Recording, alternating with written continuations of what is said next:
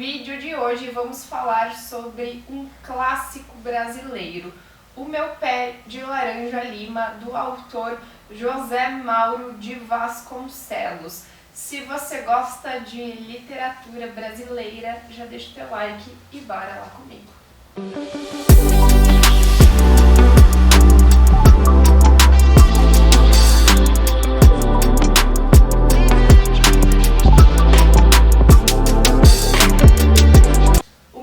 Laranja Lima era um daqueles livros que estavam na minha wishlist da Amazon fazia muito tempo e eu aproveitei uma oportunidade onde o livro estava com descontos e comprei ele. Depois ele ficou um tempo na minha estante parado e finalmente agora, em novembro, eu consegui lê-lo. Era um dos livros que eu estava mais ansiosa para fazer a leitura neste ano após comprá-lo, e foi uma leitura tão boa que assim que eu terminei de lê-lo, precisei vir aqui e contar para vocês um pouco sobre a história.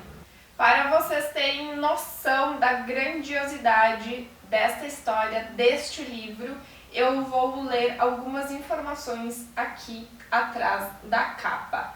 Mais de 2 milhões de exemplares vendidos, mais de 150 edições no Brasil, traduzido em 15 idiomas e publicado em 23 países. Se isso não demonstra a grandiosidade da obra, eu não sei mais o que pode vir a demonstrar. Fora que o livro foi adaptado para novela, foi adaptado para filmes, então se vocês pesquisarem na internet vão achar as adaptações do livro. Eu não vejo a hora de assistir o filme, vou procurar nos streamings, se eu achar vou dar play logo e depois posso contar também para vocês se a adaptação é tão boa quanto o livro.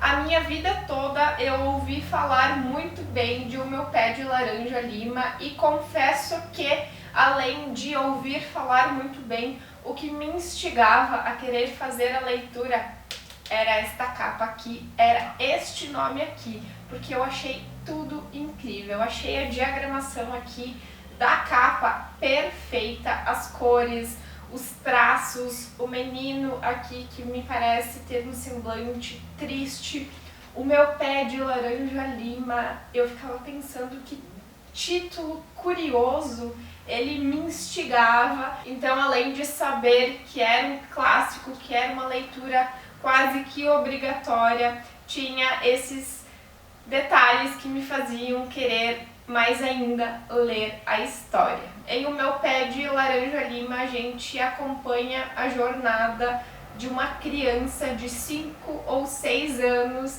A gente entende que ele tem 5 anos, mas ele fala que tem 6 anos, porque ele precisa então mentir a idade dele para ir para a escola, para fazer algumas traquinagens até.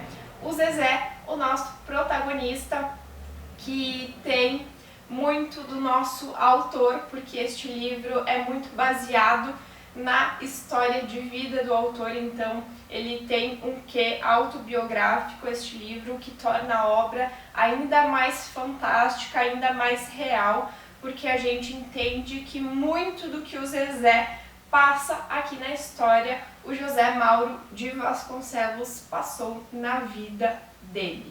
O livro se passa na época de 1920 a 1930, por aí.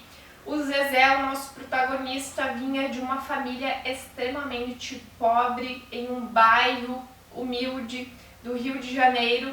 A gente entende que é no bairro de Bangu, então fica meio subentendido que é nessa região de Bangu, em um bairro muito pobre, onde, enfim, tudo era muito diferente do que é hoje em dia, porque a época era muito distinta da época que estamos vivendo, né? Então, 1920, 1930.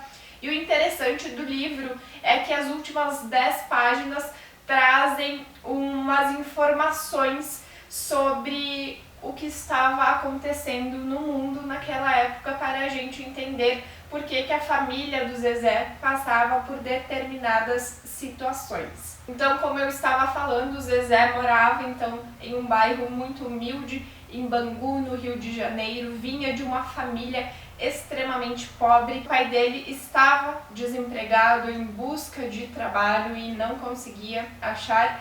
E nas páginas finais do livro, então, a gente vai entender todo o contexto, porque ele foi demitido, porque estava difícil ele arrumar um emprego.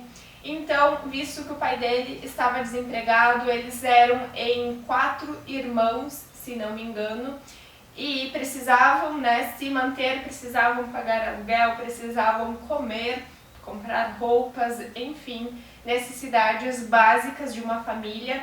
A mãe dele começou a trabalhar em uma fábrica e ela passava então pouco tempo em casa, ia muito cedo trabalhar, voltava tarde da noite e acontecia então que os próprios irmãos precisavam se cuidar. Então funcionava como se fosse uma escadinha, o mais velho cuidava do outro que era próximo à idade dele, o outro cuidava do que veio depois, e o que veio depois cuidava do que veio depois. Então eles precisavam fazer dessa forma para todo mundo ter aí as suas necessidades supridas, como tomar banho, se alimentar, remendar alguma roupa e cuidar de algumas outras questões que envolvem um lar, envolvem uma vida humana. Então aqui a gente entende que quem deveria cuidar do Zezé seria o Totoca, apelido do irmão dele, e o Zezé cuidaria então do rei Luiz,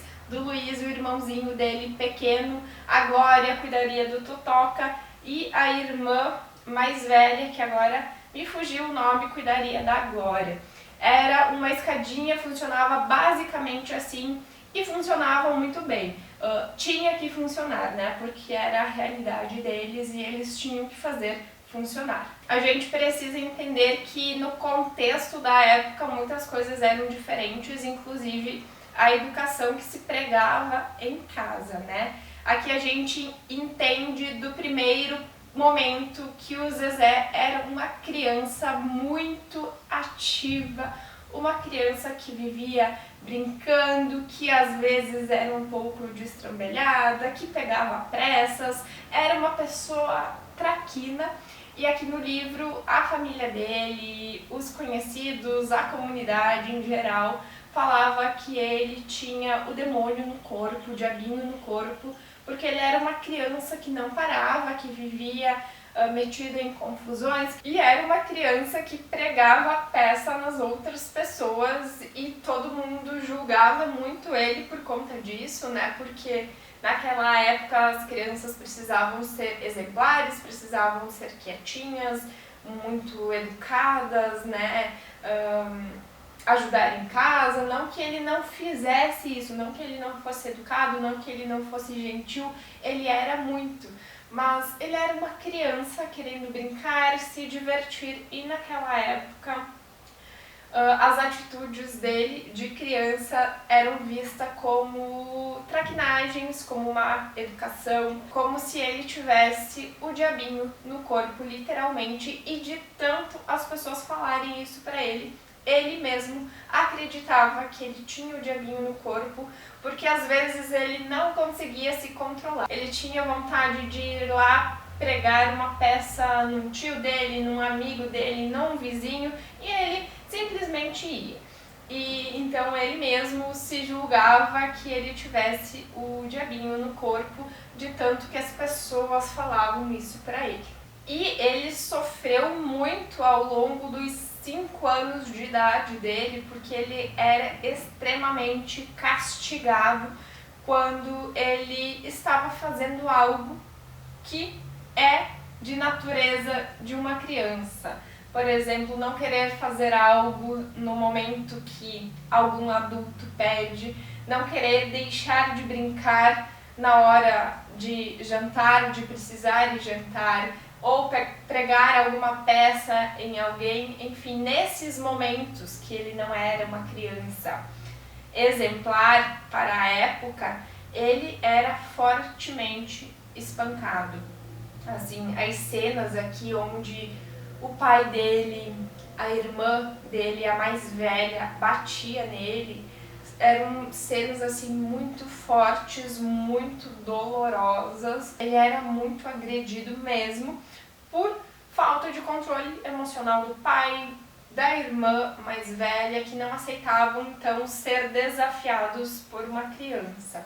E tem uma frase que o Zezé fala aqui após ele levar uma surra enorme do pai dele, porque ele viu que o pai dele estava triste porque não conseguia arrumar um emprego, e ele resolveu cantar uma música que ele tinha aprendido com um cantor de rua, que ele estava ajudando esse cantor de rua para arrecadar dinheiros para ajudar em casa, para até ficar longe das traquinagens dele, porque quando ele estava se ocupando com algo, ele não fazia as traquinagens dele. Então ele viu o pai dele triste e cantou a música. Uma criança de 5 anos que não entendia o que estava cantando, só estava repetindo, né, o que tinha ouvido, e levou a maior surra da vida dele, que foi desferida pelo pai dele.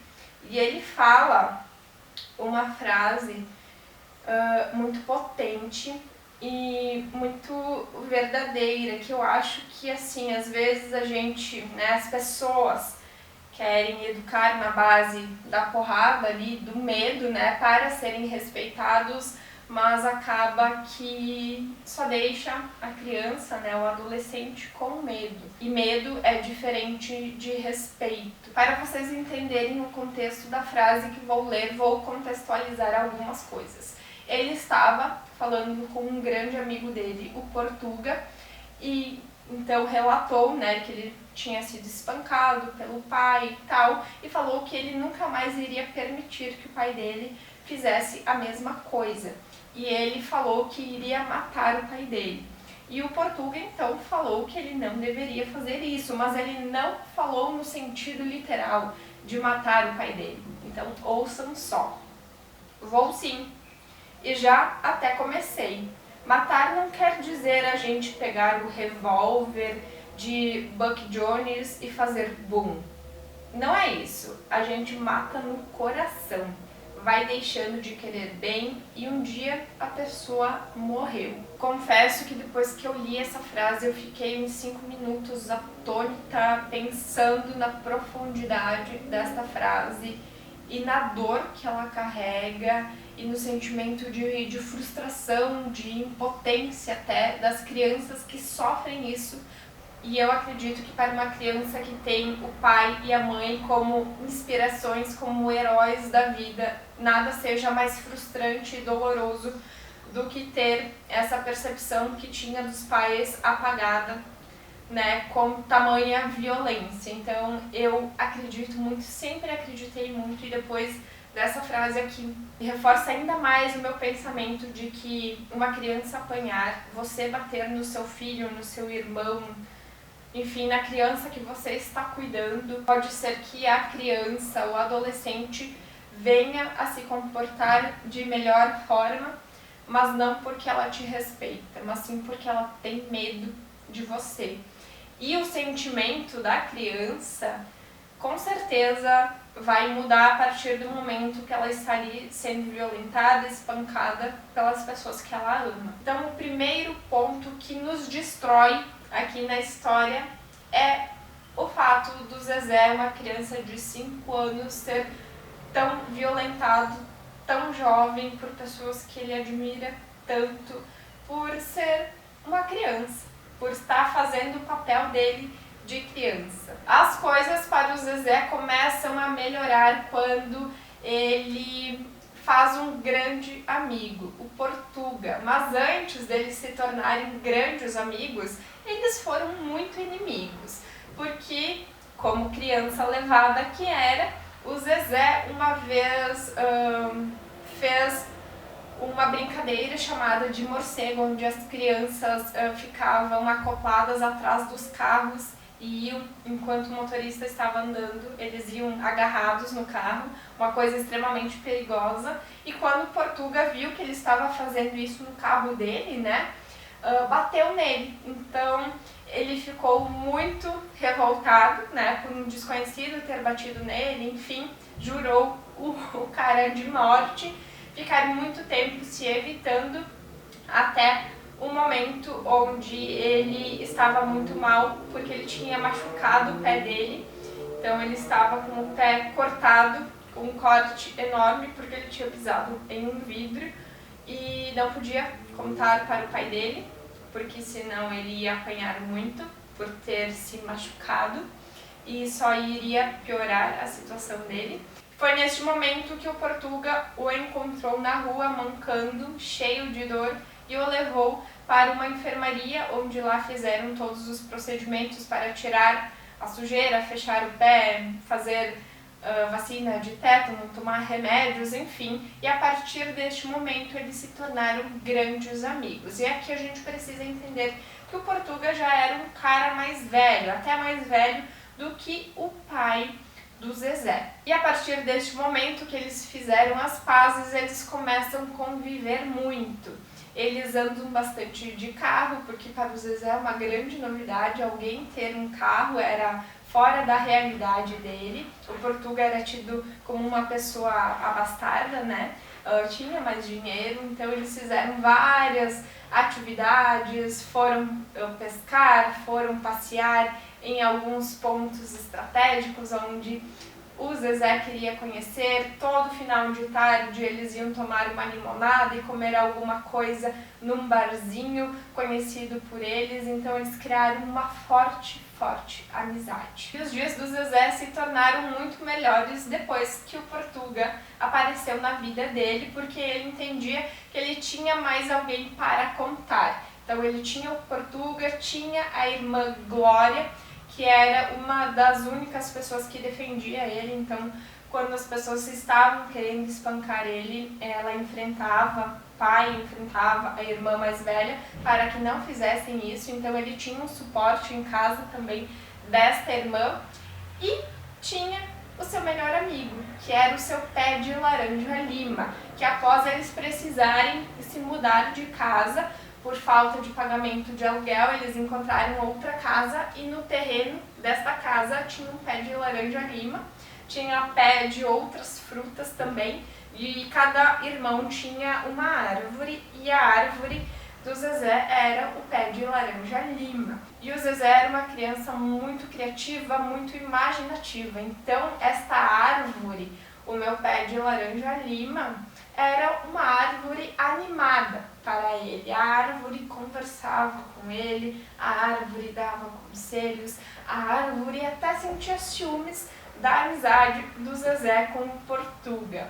E toda aquela imaginação, criatividade de uma criança de 5 anos que tem seus amigos imaginários era muito bonito de se acompanhar, porque aqui o personagem, o Zezé, falava sozinho, falava com a árvore dele, falava com o morcego de estimação dele, e nos remete muito à nossa infância, onde acredito que você também já teve um amigo imaginário, e isso nos deixa ainda mais claro que o Zezé era apenas uma criança, embora para muitos já parecesse uma criança mais velha, até um adolescente. Ele era muito pra frente, embora o tamanho dele fosse bem diminuto, que ele fosse baixinho, fosse mais raquítico. Ele era uma criança avançada, ele aprendeu a ler sozinho. Ele era muito curioso, e isso fazia com que ele, então, descobrisse muitas coisas, entendesse muitas coisas, porque ele sempre estava perguntando para as pessoas ensinarem ele. Então ele era uma criança prodígio, além de tudo. Na escola, ele era uma criança totalmente diferente. Lá ele era super gentil, ele levava flores para a professora, ele era super quietinho, prestava atenção na aula.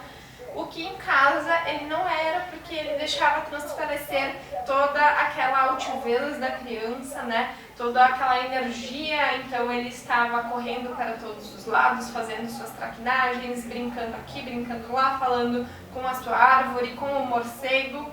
Então ele era duas crianças em uma, e em casa as pessoas tinham dificuldade de ver este lado dele mais gentil, mais quietinho, porque já estava incrustado neles o fato de que eles achavam que ele tinha o demônio no corpo. Então, às vezes em casa ele não tinha toda a atenção, ele não tinha todo o afeto que nos outros lugares ele tinha. E foi por isso, por este motivo, que ele e o Portuga se deram tão bem. Eles supriam as necessidades, as carências um do outro, até que o nosso Zezé pediu para o Portuga adotá-lo, né? Pediu para o Portuga ser o pai dele, porque todo o amor, todo o carinho, toda a atenção ele encontrava no Portuga, ele não encontrava em casa. E ver esse laço que eles estavam construindo era muito bonito e muito esperançoso, porque eu ficava pensando que aqui com o Portuga, né, ao lado dele, mesmo que não morando na mesma casa, mesmo que não sendo o pai dele, ele poderia usufruir muito dessa amizade, desse amor, do afeto e da compreensão do Portuga, para se tornar daqui a pouco uma criança até mais feliz, porque ele vinha de uma infelicidade, né, por tudo o que ele sofria em casa.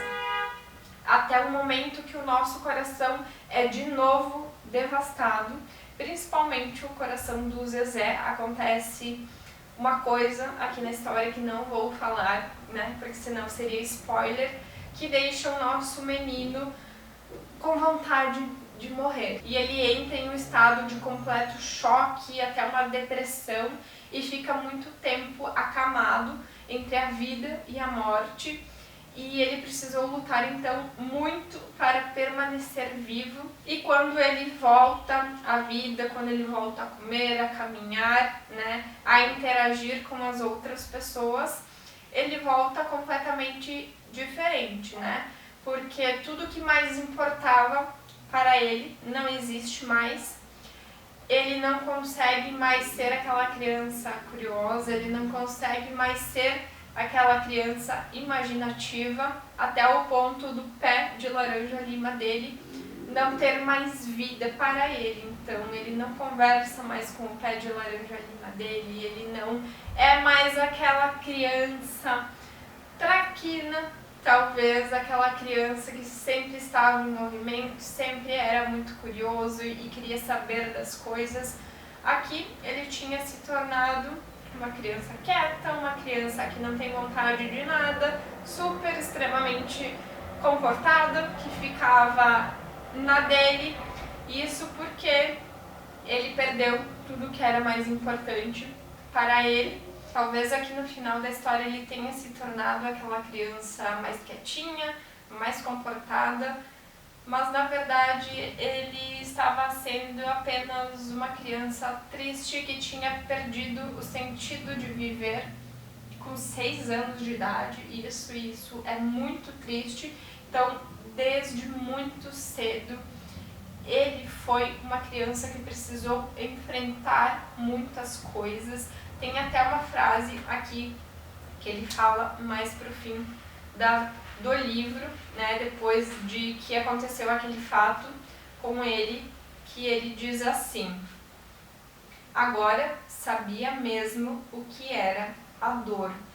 Então é muito triste quando uma criança de apenas 5, 6 anos já sabe, né, já tem a noção do que é doloroso para ela, do que devasta o coração dela. Então aqui o nosso personagem principal sofreu muito ainda na infância, porque ele apanhava e depois porque ele perdeu tudo que fazia sentido para ele. Ele foi uma criança então que teve que descobrir a maldade das pessoas, da vida, descobrir que as coisas às vezes não saem como a gente planeja muito cedo. Por isso essa história se torna uma das histórias mais comoventes que eu li neste ano, ainda mais porque é uma história baseada em fatos reais, né? Em fatos vividos pelo nosso autor. Eu espero que em algum momento da vida de vocês possam ler esta obra, que embora seja muito triste e dolorosa, é muito profunda, muito verdadeira e muito importante até para a gente criar algumas percepções sobre determinados assuntos, ter clareza, né, sobre uma época diferente e o que a gente deve fazer para não cometer talvez os mesmos erros do passado. É uma obra fantástica, não é à toa que é considerada um clássico da literatura brasileira.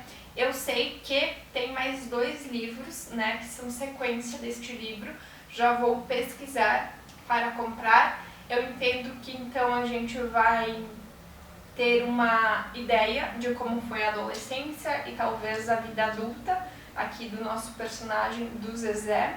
Se você gostou deste vídeo, deixa o teu like e comenta aqui se você já leu o meu Pé de Laranja Lima e o que você achou da história, ou então se você pretende lê-lo. Não esquece de se inscrever no meu canal, a tua inscrição é muito importante para mim. Chama teus amigos e familiares para se inscrever também. Até a próxima quarta-feira, onde trarei vídeo novo aqui pro canal. Beijinhos, tchau!